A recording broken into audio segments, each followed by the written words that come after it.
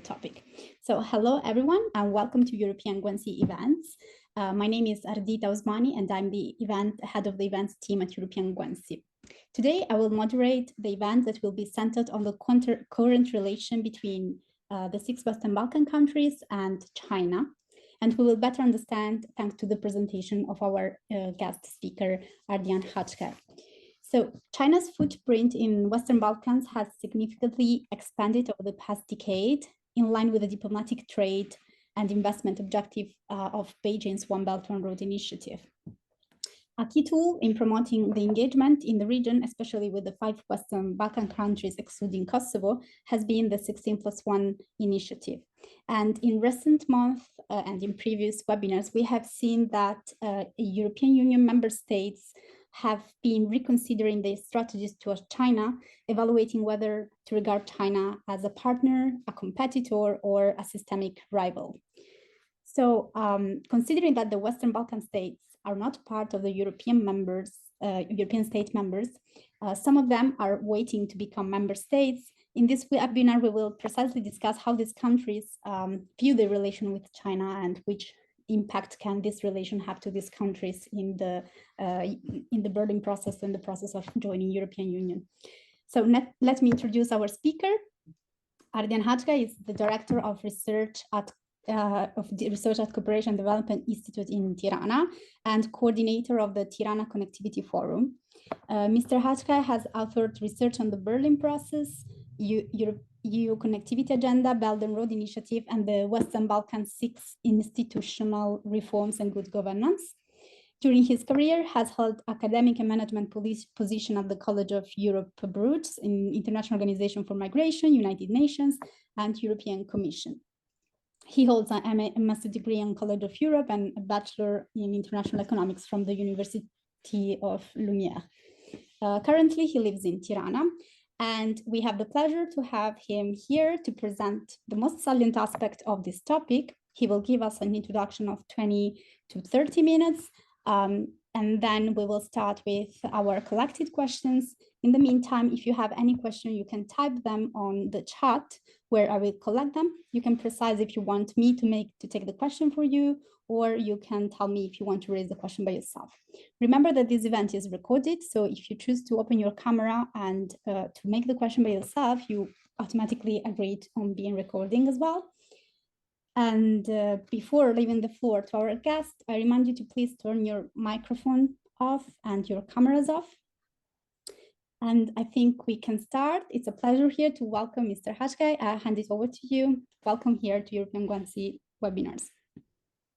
Thank you very much for inviting me. It's really not only a pleasure, but also kind of a challenge to convey one's assessment and opinions on none less than China. So it's also a test of being able to bring something new in the debate, but also bring something challenging and build up upon this. I'll start by saying that I was in Berlin last week to also discuss about geopolitics and geoeconomics in an event organized by Stiftung für Wissenschaft und Politik and Südosteuropa Gesellschaft. And it was very, very interesting to listen to the colleagues talk about not only China, but also other actors, certain actors in the Balkans, and notice how the situation changes by the day, I would say. I mean, it was 10 years ago, it was a very strong partnership until a couple of years ago, sometimes ago, it was China, let's say, being almost dealt with, let's say, very kind of a strong language, and now we are trying to understand better what's going on and how we can be competitors in some sectors, but also how we can be partners on some other sectors. And this will be, this will be the line of my presentation. I had thought of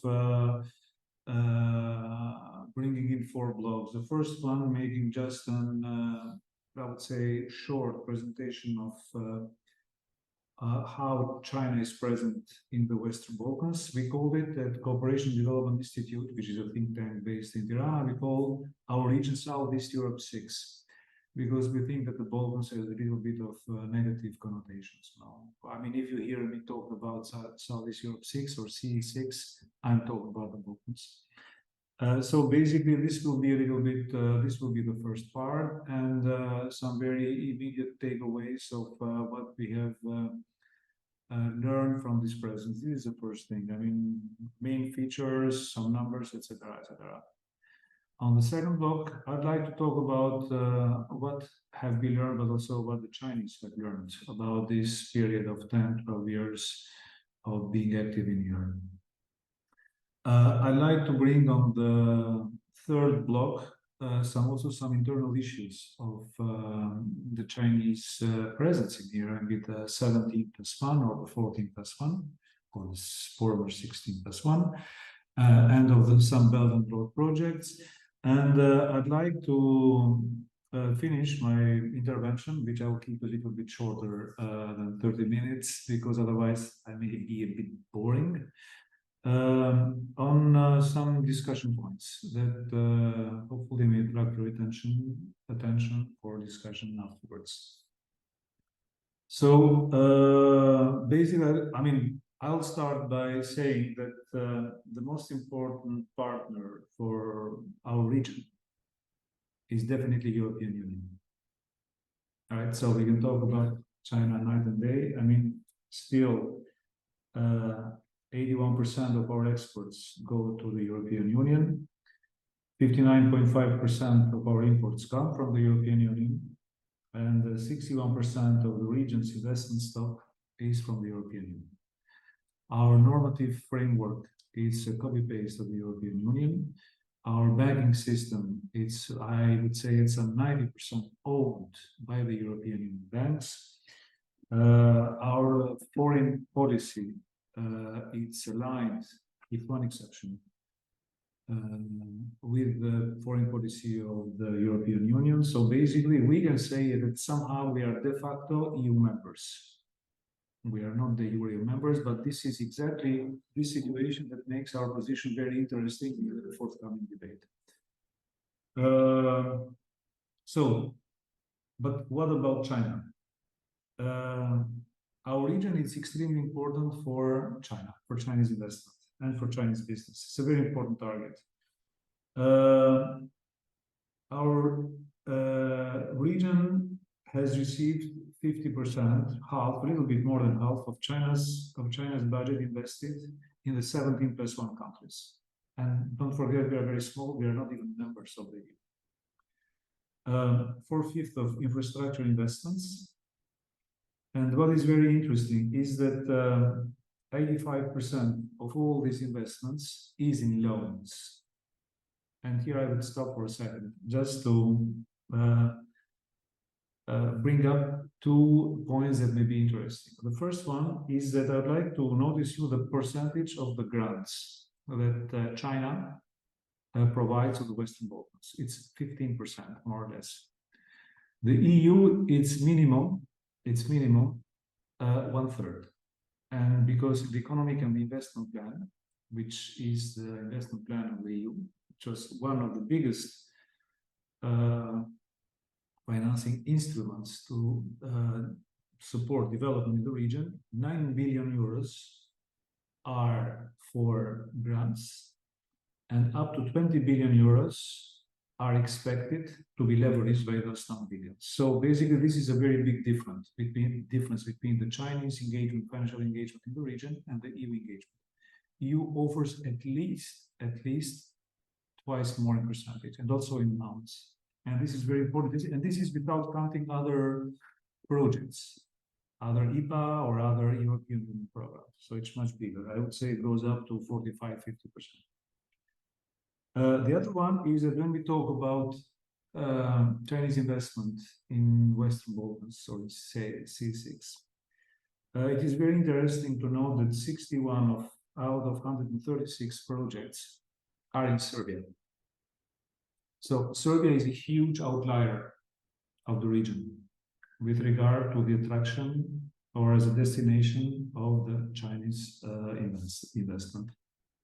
So this is what the numbers tell us. So the region, it is very important for Chinese economic presence in the 17+1. In the region, Serbia, it's very important, it's a clear outlier, more than half of the investment. But one of the first difference that strikes is that EU offers much more in grants, so free money, than China. What do we read about Chinese engagement in the Western Balkans? We read a lot of criticism, especially in the European press. Basically, there is geopolitical design behind it. The Chinese projects are badly implemented. There is corrosive capital, there is corruption. It is very interesting, I mean, to notice, to read all this press. However, if we go into detail, if we can study or if we research specific projects, we will realize that it is not such a clear-cut situation. And at some points, until very lately, I would say, it has been almost like a blame game, shifting the blame of everything that goes wrong to the Chinese companies or the Chinese projects. The situation is much more complex. And what has been left aside, which we do not agree, I personally do not agree, is that it has left out of the hook the agency of the local elites, of the politicians in the Western Balkans, but also of the oligarchs.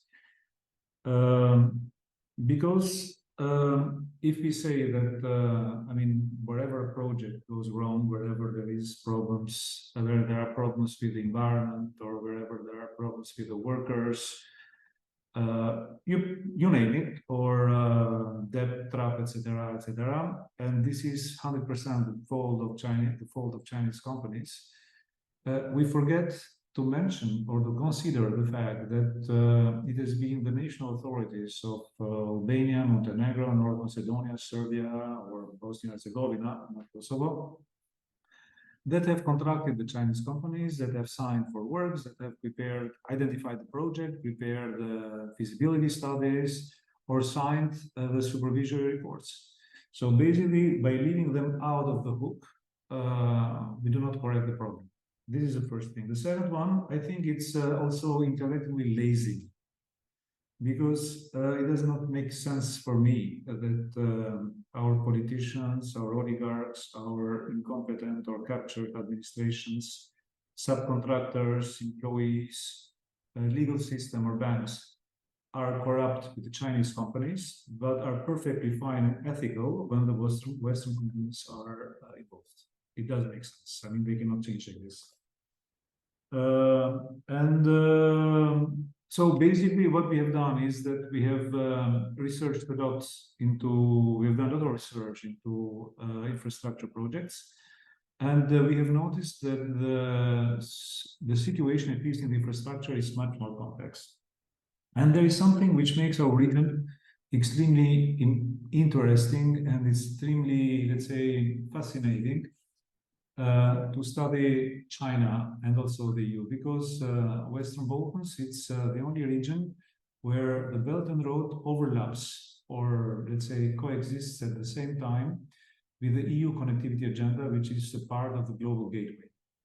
So it's a, I would say, perfect petri dish to test both approaches and to see how they compete with each other, who's the best, who can improve, who's the weakest, how we can identify cooperation patterns, what are the behaviors that can be avoided and should be avoided at any cost, and all these kind of things. And with the idea of finding, let's say, positive, constructive approaches for everybody that is concerned, and try to, let's say, showcase them and scale them up into the global gateway in this case. But because, I mean, our interest is our own countries first, and also as we are, as I said, de facto part of the EU, it's also the EU with which we will align.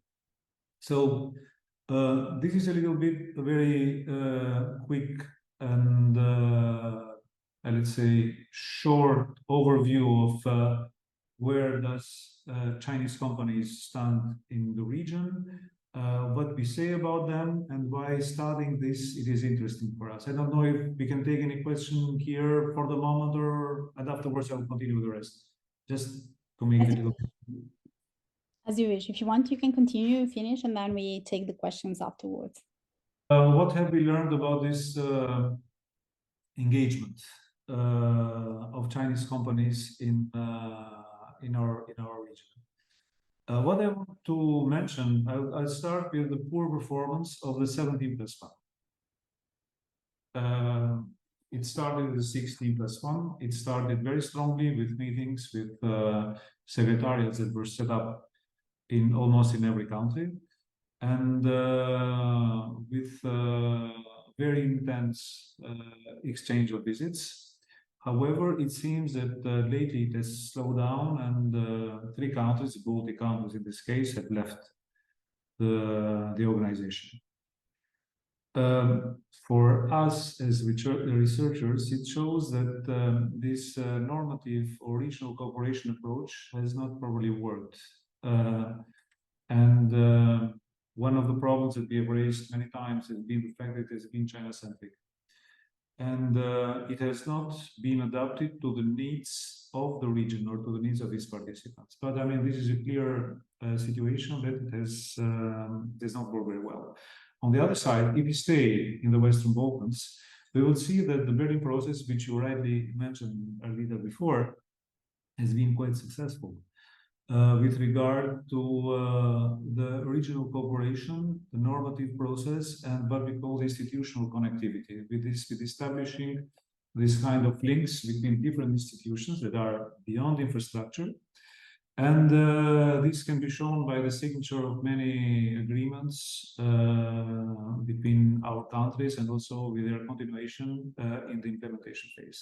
So I would say that if we start at this, from this point of view, the lessons learned is that this top-down, Beijing-centered approach of regional cooperation in the region has not been as successful as may have been, let's say, projected by the Chinese authorities. The second point, I mean, going into the Belt and Road this time, the first part was 70+1, the second one was Belt and Road. It's a Belt and Road. I would very much say that the Chinese have been able to deliver world-class projects in infrastructure.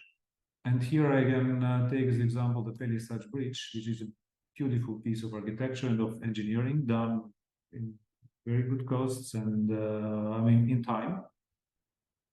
And but there is something that I want to underline here. It is a project, infrastructure project in the region. I mean, it can include also Croatia in the Balkans, even if Croatia is a member state of the European Union. But we need to underline the fact that it has been a project that has been financed by the EU money. That is the first thing. And the project preparation phase and the supervision has been done based on the EU standards. By this, what I want, and the work has been done by the Chinese, what I want by Chinese company. What I want to underline in here is an example of what I call a win-win-win situation. When in an infrastructure project, when the preparation and the supervision is done to the European standards, which are arguably the best in the world, and the work is done, also excellent work, you know, with the best standards by a Chinese company. So it has, and with a very, let's say, advantageous price, which has benefited European taxpayers, but also Croatian taxpayers, because it was co-financed with the national money from the Croatian budget. So this is my second lessons learned. So if we try to find what is our comparative advantage of the EU, of our national, let's say, administrations of Chinese companies, we can be able to find this kind of win-win-win situations when everybody wins. The third lessons learned is that Chinese companies have had big problems when good governance rules, project good governance rules have been flouted. And here I can bring the example of the Tara River. The Chinese company that has been constructing or finished the first segment of the Bar-Budyar highway has been accused, and rightly so, of damaging the Tara River, which is a protected area. However, it has not, what has not been mentioned very much is that the environmental impact assessment has been by a Montenegrin company. And all the persons, all the specialists that have signed have been Montenegrins. I mean, it has been obviously an error by the Chinese company to accept, I would say, ex post, it's easy for me to say, but I mean, but to accept anyway, document with a poor quality, and they are paying for it, they don't know, well over the budget. However, if they have not insisted in respecting good governance rules in project cycle management, in project preparation, they'll pay it afterwards during works. So, and this is a big problem. It is very important to underline. I mean, Chinese companies, like any other company, suffer from bad governance. It is not that they kind of enjoy or thrill in unclear projects that are implemented with unclear rules or with bad governance of things. They also suffer, same like Western companies.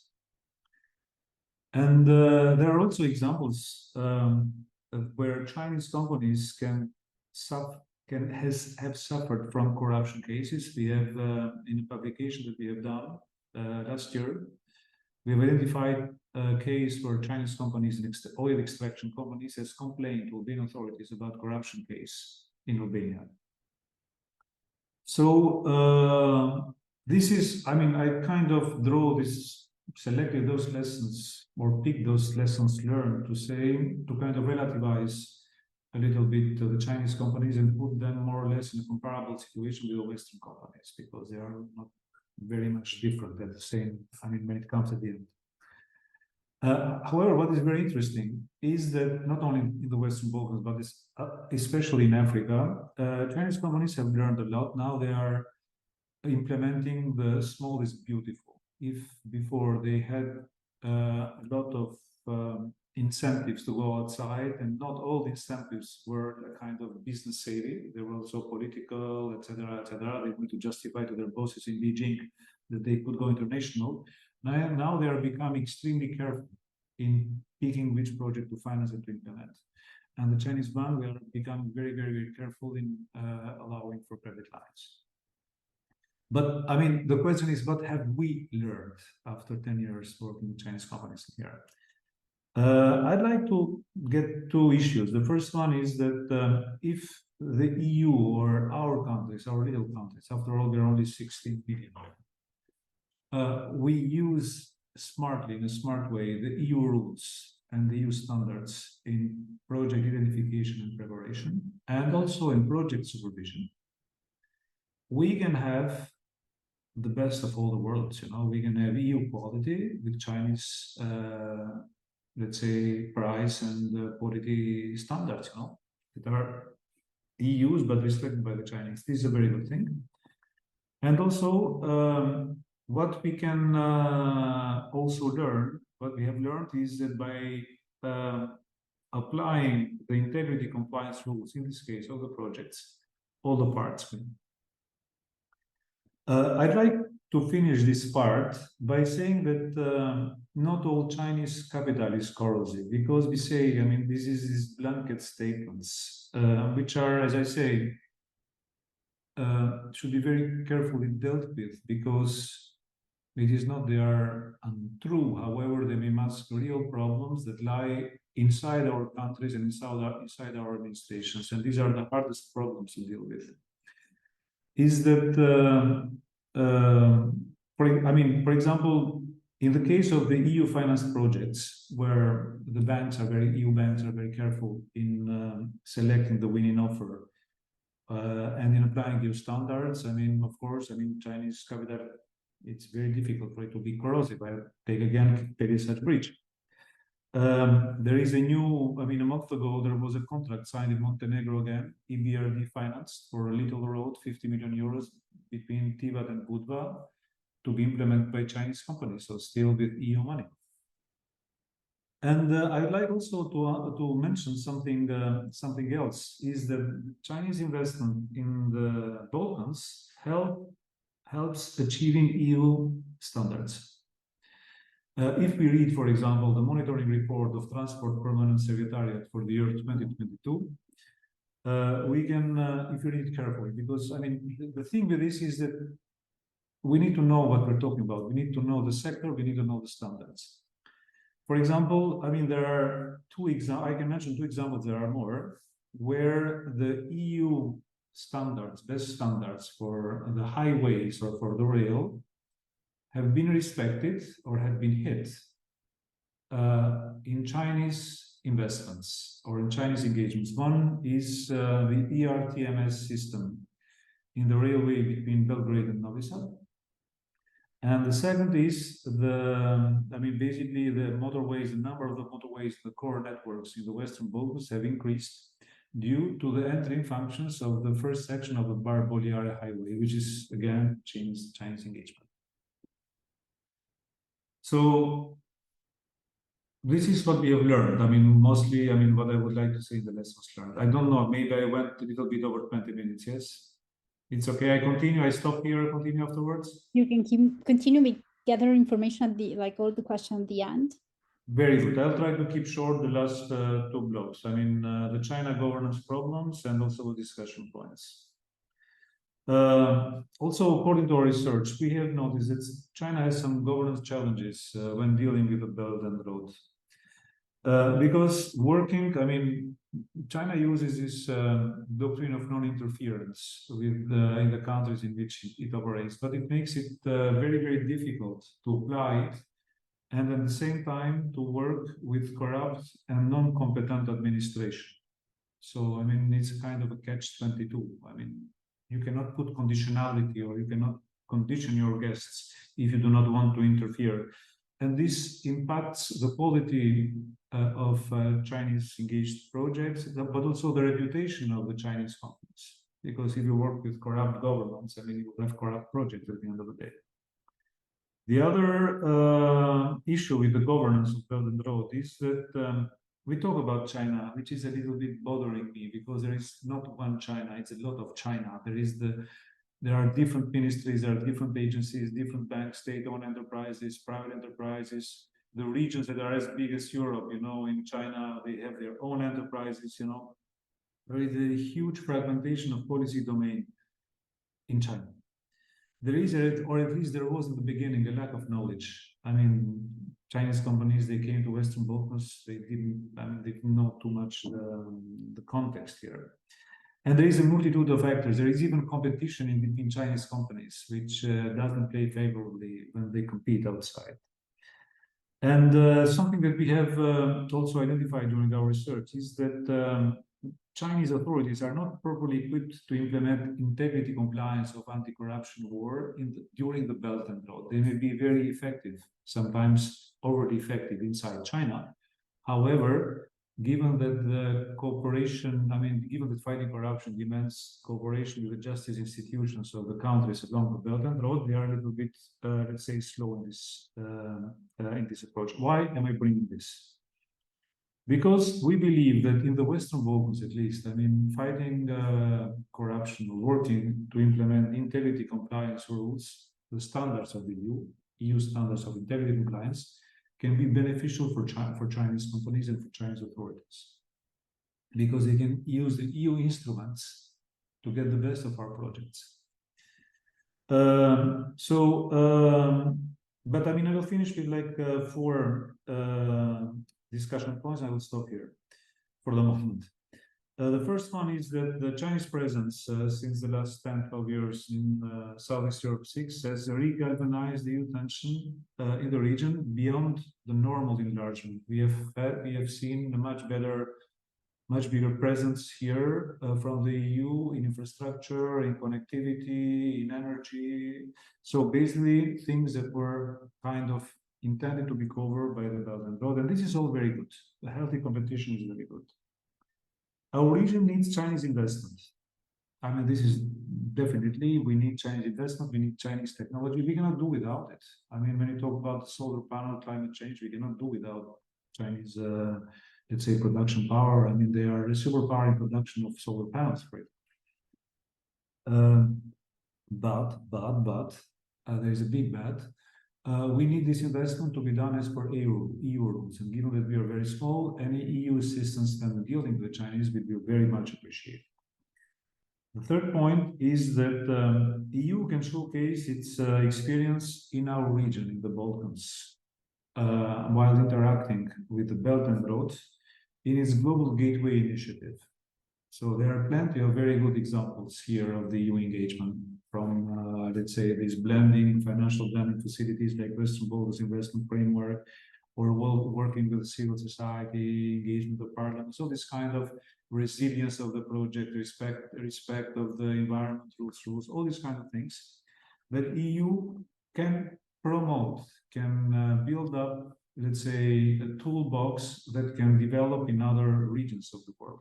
And also in this other region, they can show how they can work with Chinese companies. There are examples in the region when EU companies work with Chinese companies very well. So this region can be kind of scaled up. And also, I would say that we live in a small world. Our world is getting smaller by the day. So while we are competitors and even rivals with Chinese in certain sectors, and we must be so, we also should be, let's say, partners in finding problems that the planet faces, which we cannot deal isolated from each other, like climate change or global warming, or let's say biodiversity, all these kind of things. And I will stop here for a minute.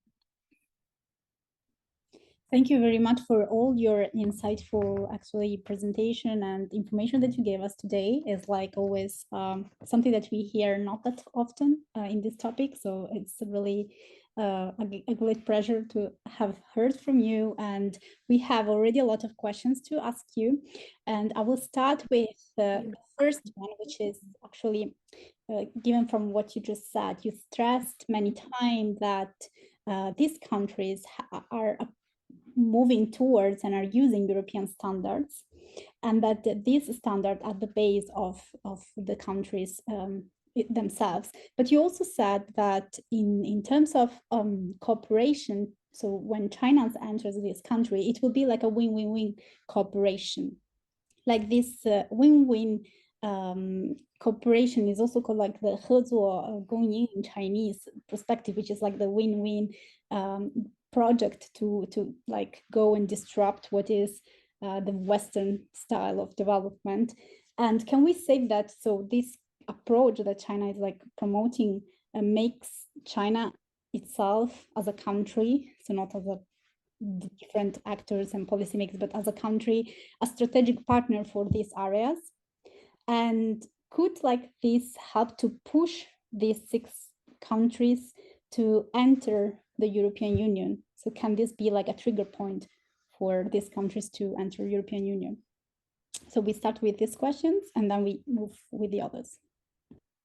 China has always been in favor and publicly has supported at the highest point the membership road of the Western Balkans into the EU. So, I mean, this is, it has been absolutely clear from the very, very beginning. And I believe that beyond anything about values or, let's say, political design, China is this explains why Chinese companies are getting engaged into the region, so that the closer the region gets to the EU, the better they will be placed to have access to the EU market. So it's perfectly logical, and it goes with the market, let's say, logic and rationale. China is a strategic partner of the region. It is a very interesting concept. My point is that the region, it is already part de facto of the European Union. So, as I said in the very beginning, I mean, our normative system, it's simple copy-paste. I mean, we call it negotiation, but it's not a negotiation. Basically, we translate into our national legislation framework all the 130,000 pages of the EU legislation. Everything from the percentage of the sugar in some, let's say, drink to the way our tribunals, our judges work. So I think where China partnership with China will have a systemic contribution in the development of our countries it's in tackling development issues. I want to underline the incredible progress that China has done in fighting poverty. I mean, if, for example, as Branko Milanovic has mentioned many times, the inequalities in the world have been reduced, it's because China has lifted out of extreme poverty for 600 million people. And this fight against poverty, I mean, it's something that China can bring also in our region. I mean, we are not saying that we are poor regions, but there are very poor pockets in all our countries. So this is a very interesting thing.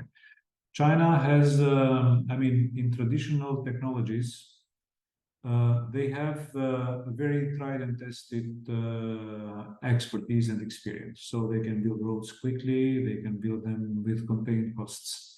I do not see a problem if China does the roads, always if the preparatory stage have been done by the European companies and by our own companies, also the supervision as well. This is a condition. So for me, they would be welcome. I mean, if they can do them cheaper, it will be perfect because the money that we save, we can invest it in hospitals, we can invest it in schools, we can invest it with pensioners, etc., etc. China has very well tried and tested technologies in climate change. I mean, they are becoming in the batteries, in also in some very, let's say, technologies which will be very helpful for our countries to build expertise upon this.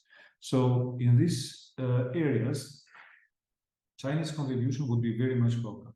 On the other side, I want to underline the difficulty that our countries have in dealing with China, because China has 1.4 billion inhabitants. So basically, I mean, quantitatively speaking, very crudely, it is not very difficult to find people that will deal with all the countries, even with Montenegro, that has 620,000 inhabitants.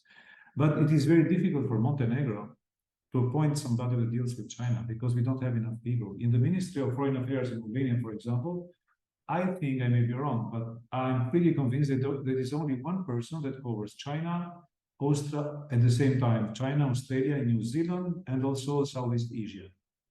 We do not have the manpower to do this and the expertise. This is why working in tandem, in cooperation with the European Union that has the manpower, the expertise, the financial power to help us in dealing with, in negotiating this case with Chinese companies, it is very necessary. Yeah, thank you very much for your answer. I will invite Lucan that wanted to make to you like 2 questions. So Lucan, if you want, like you can turn your camera on and you can make your question. Yeah, thanks a lot, Ardita. So actually, I think I'll just ask one now and then the other one later because it's on a kind of another topic. But yeah, thanks a lot for the really great presentation. It's really nice to have this, really a privilege to have like a close seminar to deal with these topics. So at the very beginning of the presentation, you mentioned that a lot of Western European press sometimes portrays Balkans and China relations a bit negatively. And then I think for your presentation, maybe 2 or 3 times you emphasized that actually Chinese investments can often help achieve EU standards, for instance, by matching EU's green ambitions and so on. So do you think that to some extent there is some kind of hypocrisy from Western European states in that? And I don't necessarily think hypocrisy is a very interesting concept in international relations on an analytical level. But on an emotional level, do you think it can kind of perhaps impact negatively relations between the Western Balkans and the already established EU members? This kind of criticism that sounds a little bit unfair. And just to add another fact in there is the Chinese investment. If we look at volumes for the whole of Europe, Eastern Europe or the Balkans is just a tiny percentage of all of that. I mean, it ends up all going to the Netherlands, to Belgium, to France, to Germany, UK, anyways. So yeah, that was my question to you. It is a very interesting question in the sense that I'd like to answer with another question, but only the beginning. Don't worry. It's like who is interested in portraying Chinese investment as corrosive in our region? I've been, for example, I mean, 20 years ago, I was very surprised to learn that entire factories or industries were closing in Europe, and they were being displaced in China.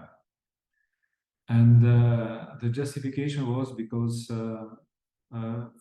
financial people, bankers, they were saying, listen, I mean, with a normal factory that produces, I don't know, cars or whatever, you'll get a 4 or 5% rentability if you have it in France. But if you move it to China, and if you sell it to China, or if you move it to China, you'll put the capital, the money that you receive from sale, you'll put in our bank, and you'll get our replacements, whatever.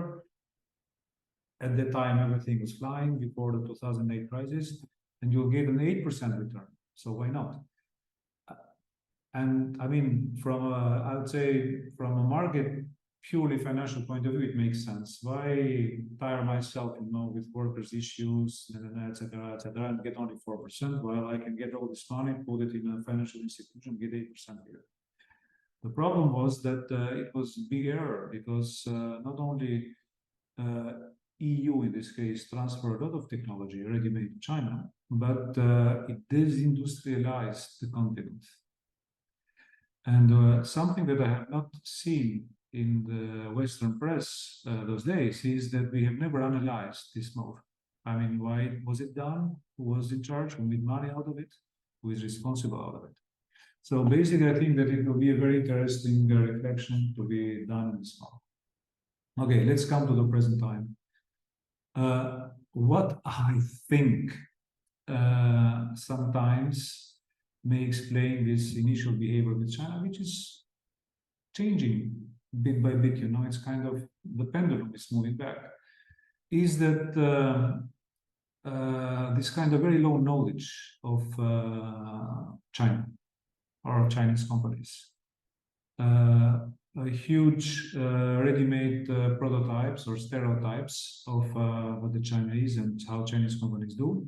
And also something that I say, I mean, we project to the other our internal fears or blames, etc. I mean, basically, it is not the Chinese from China, it's the Chinese in ourselves that we project and we put it in China. And this is what I keep saying since a long time ago. I mean, we must be okay, we must be competent, we must respect the rule of law, at least in the Balkans. We must have applied good governance, must have the expertise. And if we have all those things and commitment, I mean, I can negotiate with everybody. I don't have a problem. I can have good projects implementing there, because I know what I can do or what I can do. But it is not Chinese companies' fault if our, let's say, elites or our oligarchs or our administrators, they play dirty. They play dirty as well. You're right, but I mean, my conclusion is that by playing dirty may bring you short-term benefits, and I'm not even sure about this, because the others will not let you do it. And the Chinese have very, very, very well understood this.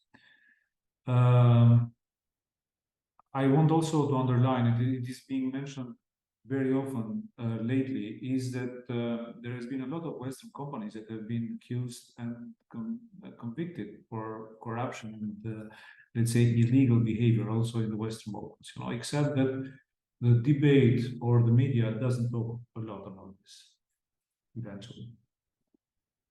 So this may be considered as a bit of hypocrisy, but the media is the media.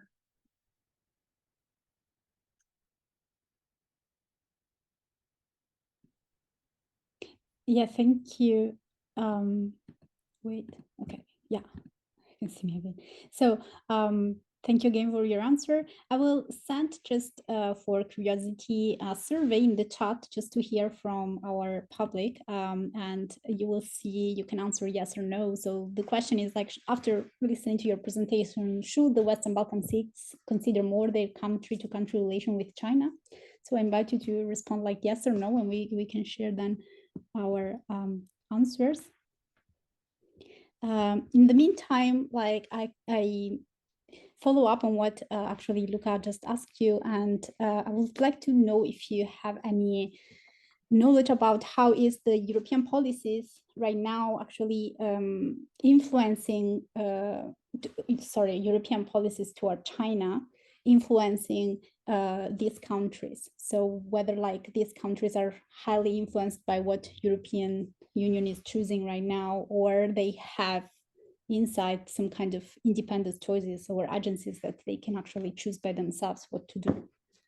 Of course, I mean, of course, they are listening very closely what is happening in Brussels, and not only in Brussels but also in Washington, because something that we need to be very careful is that we are, as I said, de facto members of the European Union, and we are aligned de facto in the geopolitical alliance of the West, because 3 out of 6 countries in the Western Balkans are part of the NATO. So basically, I mean, when it comes to sensitive technologies or resilience or, let's say, defense-related matters, it is very relevant to, I mean, it's obligatory for our countries to listen to what the EU and what the United States say. And this makes also, let's say, a different approach between allowing not only Chinese but third-party actors getting involved into our region. For example, how much Russian companies should get involved into key industries, critical industries. There are other actors, because China and Russia are not the only ones. I could not mention the rest of them, but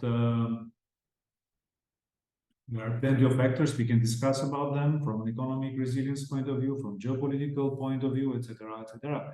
So yes, to respond directly to your answer, our administration are very, let's say, attentive to what is happening in Brussels and Washington. This is the first thing, but also Brussels and Washington are also very attentive to the degree that the politicians and the administration in the Western Balkans get in relation with third actors, and especially when it touches upon certain, let's say, interests that regard security, that regard confidentiality, that regard some very sensitive fields of human rights. These are not here, you know, but that are relevant for them as well and for the region. So I'd like them to be a little bit more forthcoming, so to say. Because by being more forthcoming, we can use the Western Balkans, as I said, as a petri dish to discover new ways of cooperation, new ways of partnership. Let's talk a little bit the global gateway, if you don't mind, because I believe it is very important. It's like a Belt and Road, but starting from the other side, more or less. And I mean, the global gateway, it is very interesting because it provides the European Union with a strategic autonomy in its economic and political relation with the rest of the world. And it's basically, like, I would say, not the mirror image, because the logic behind is different. But I mean, it's like, okay, I mean, I want to go into the world and I want to use infrastructure, but not only, because the EU is talking about industry, it's talking about defense, space, raw materials, etc., etc. And what I think that EU can learn as well from what is going on into our region is that it can use the lessons learned here to show that EU projects are the best. And somehow I believe in it. Are the best because they may not be the cheapest, but they have a very high degree of sensibility regarding climate, regarding human rights, regarding social issues. They have very high technical regulation, environment, social standard, etc., etc. And after all, I mean, we are part of the EU, for as much as we respect our Chinese colleagues. So, and I think that this is where the comparative advantage of the European Union stands. I mean, basically in its values, in the sense that at least in our region, people, when they immigrate, they go to the EU, but also as a global setting power, so that the EU standards are being applied all over the world. And this is something that EU can kind of enhance and upscale using the Balkans as a starting point. I mean, this is the message of this seminar at some point. There are very interesting, very good things happening in the Balkans. Errors have been done as well, but we have learned from them. And even most important, we can build best cases and kind of bring them out into the world. Best cases of cooperation, not of conflict. Yeah, that was an interesting point. Best, like cooperation is something that is widely discussed like nowadays, and this is like an example that it could be taken as a good example case study. Well, actually, I just shared the result of our survey, and 75% of the audience believe that these countries should have like a country-to-country relation with China, and just 25% said no, which actually gives us like the perception of what we just discussed today. I don't know if there is any other question from the. May I comment in this in the country to country? Sure. It is good, but I believe it is very difficult to apply it because, as I said, our countries are very small. So we do not have the number of people quantitatively. We do not have the people to deal with those things. I mentioned before that in the Ministry of Foreign Affairs in Albania, one person covers 2 continents. I mean, they do not have time to think or to do, let's say, research work or these kind of things. And this is why this best case of country to country, let's say, approach or engagement should be supported by, let's say, I would say, regional approach where the Western Balkans, held by the EU and by the EU expertise, the EU financial power, the EU political cloud, because you also have to have very strong political support behind to be able to negotiate with a country of 1.4 billion inhabitants. You know, you cannot be very little with a very big. It's a little bit disequilibrated. By having the EU on your side, you increases your chances on having a good deal, you know, out of negotiations with Chinese companies. So country to country, yes, absolutely. However, it will be much more productive and good for us if we can have the support from the EU structures. Thank you. Yes, it was needed. I think, I don't know if there is other questions from our audience. If someone else wants to raise other questions, you can do it or just let me know. Okay. Luca, if you want to jump in, just open your camera and your mic. Yeah, I come again. I left the question to the end because it's not really something that you covered here. But so just to give a bit of context, I work for a Japanese newspaper, and we cover EU and NATO news. And recently we've been writing a lot about the NATO's decision to, not decision, but plan to open a liaison office in Tokyo, in Japan, with France being very opposed and so on. And so I wanted to have your insights maybe on what's, I'm not saying that the 6 Western Balkan countries have the same position, but in general, what kind of opinions would they have on something like this? Because 3 of them, as you mentioned, already NATO members. And how do they envisage this NATO taking China a little bit more into its focus? Yeah, that's my question.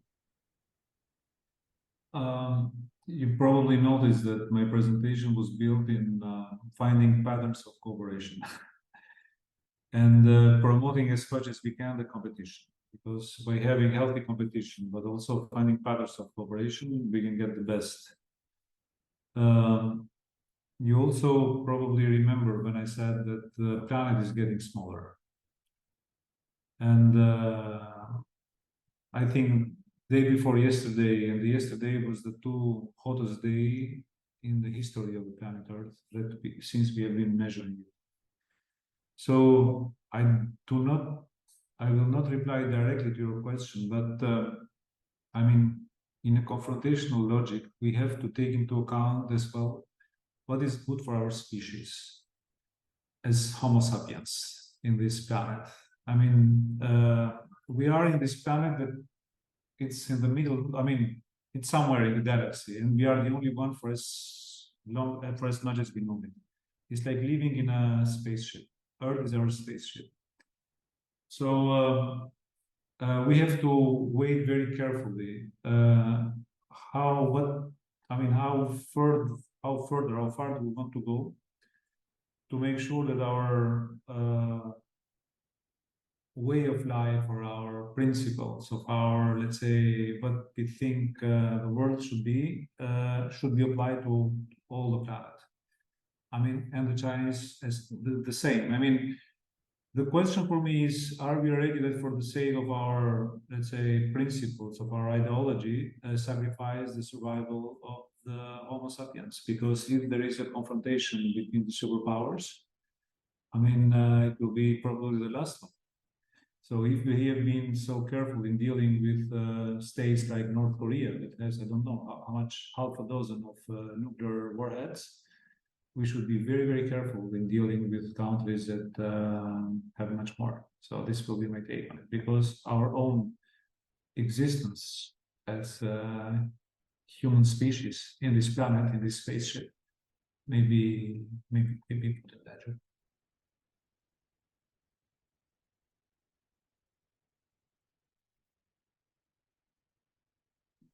Okay, thank you again. I think if there is, like, we have a few minutes maybe for a last question, if you have any. If not, I take the occasion to thank once again Mr. Hackaj for joining us in this discussion and giving us this, actually a lecture about what's going on in these regions. I hope you all enjoyed as much as I did, and for further questions, I think I can provide you with you can type in our email address. We can collect other questions if you have any, and we close it to here. Thank you once again, and we hope we can cooperate like for other SWES seminars in the future. Thank you very much for giving me the chance to discuss about those issues, to try and bring in or enrich the debate about China in this case, or the third actors, with what I think it's a holistic approach, and trying to underline the need for healthy competition, and also the absolute need to look for cooperation patterns. At the end of the day, we all live in the same planet. Thank you very much. Thank you.